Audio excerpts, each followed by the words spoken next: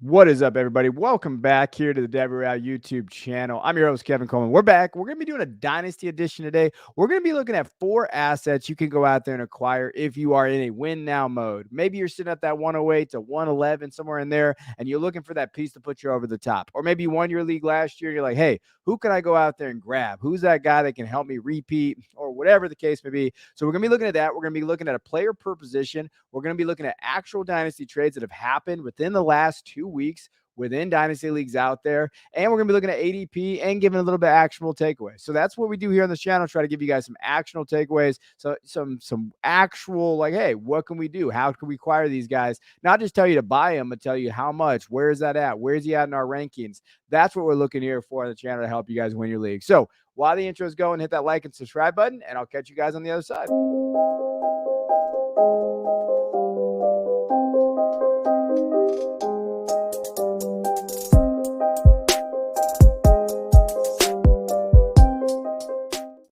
All right, had to pull my boy Cooper Kupp up there. You know why. We're going to be talking about him first. So let's dive into Cooper Kupp. What do we expect from this kid? I'm just older than him. So what do we expect from him and moving forward? We know from a dynasty perspective, coming off the injury, Matthew Stafford, obviously we know that, he didn't necessarily pan out, didn't finish the year last year. That health is there. He's 29, Cooper Kupp. So what does that look like, right? I think that's the question. Overall, though, last year when he was healthy, he led all wide receivers in points per game. He averaged 18.4. He had a 31% target share. And from a perspective of target share this year, I don't see him. They didn't really add to that room to where you're like, oh my gosh, where's that target share going to go? Right. I think Cooper's going to be there. He's still going to get an extremely high target share. And when he got that, even in 2021, he had 439 overall fantasy points in 2021. He was absolutely phenomenal. You're looking at the targets he got, 191. Like, he was on pace for that last year. When you're looking at the targets and what he was able to do, he had 98 targets through 10 weeks.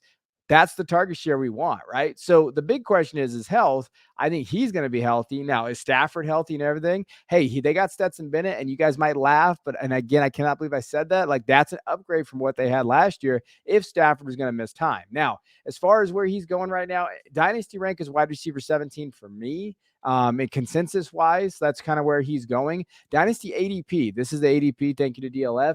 4th round wide receiver 14, right? So when you're looking at where he's going as to where Dynasty ranks at, he's going a little ahead of our ranks consensus wise. But again, you're still looking at that like, hey, you know what? They're still pretty close to value. But his ceiling is wide receiver 1, is a wide receiver 1. And you know what? If he gets that target share, he's going to be a top 5 wide receiver, right? So that ceiling is what is enticing about Cooper Kupp.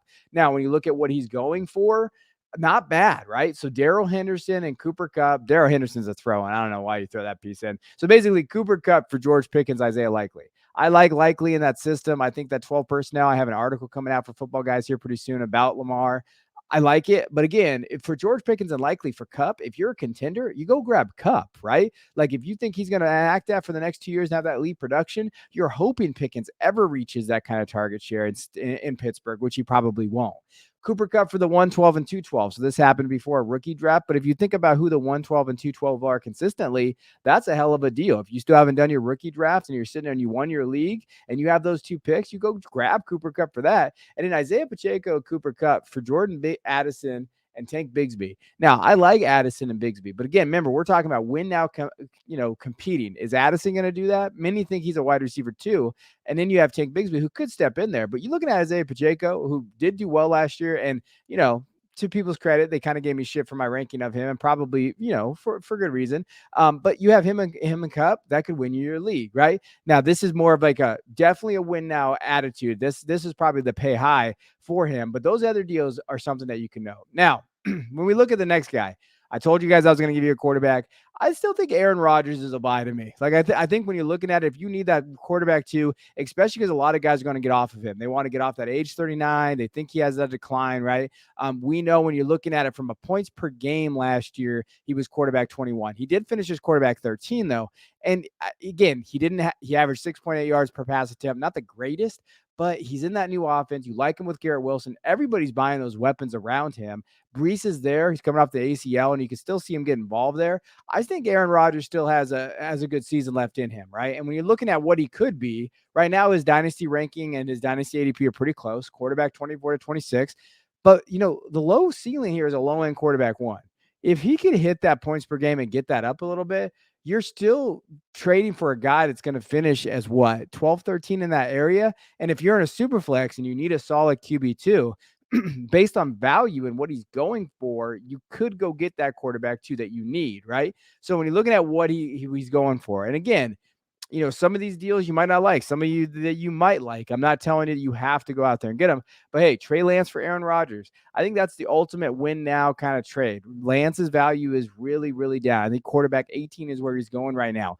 Aaron Rodgers, again, if you feel like you can go win now, you're not going to wait on Lance. This is not a deal that I necessarily make, but I believe in Lance more. Maybe you don't. Maybe you're done. You're off of him and you're a contender. You're like, hey, I need to go get a quarterback I know is going to start and going to start for at least 2 years. I'm going to take Aaron Rodgers, right? Aaron Rodgers in a late 24 first. Again, we did a 24 mock. You can go kind of take a look at what that value is going to be. But if you need a quarterback in a super flex league, that's one of those things you have to kind of take note of. I need a guy like this. And as far as the quarterbacks go next year, there's 2 good quarterbacks. We don't know what that third guy is going to be yet. And that's just projection. If people say they know, they don't. And then you have Aaron Rodgers, Irv Smith for Jaden Reed in a 24-second. I really like that deal. If you can get Aaron Rodgers and Irv Smith for Jaden Reed in a 24-second, I feel like that's a smash no matter what, even if you don't want Aaron Rodgers, because I think the value in return there, 24-second is whatever to me. I think with Aaron Rodgers' return, if he does go back to form, and let's say your team kind of dips a little bit, you could ship Aaron Rodgers maybe for a first, right? And that's kind of how I look at those guys. Now, next deal here, running back Nick Chubb. Got to give a shout out to Nick Chubb. 1,500 yards rushing in recent memory. That people don't even think about that, what he's able to do. Average 5 yards per carry. When you're looking at him too, 13 touchdowns this last year. He finished as running back 6 overall, right? And then he was top overall in his backfield opportunity share at 64%. So you like that, right? Now, when Watson came back, he did dip a little bit. So that's one of those things, but I do think that they're going to go back to him. When you look at overall, Chubb doesn't have to really compete against a lot of people. Jerome Ford is there. That's it, really, right? Like when we're thinking of like what the Browns brought in, it wasn't too much. I know in PPR, his lack of pass catching definitely hurts him a little bit, but he did get 37 targets last year and caught 27 balls. He was actually pretty efficient from a receiving perspective.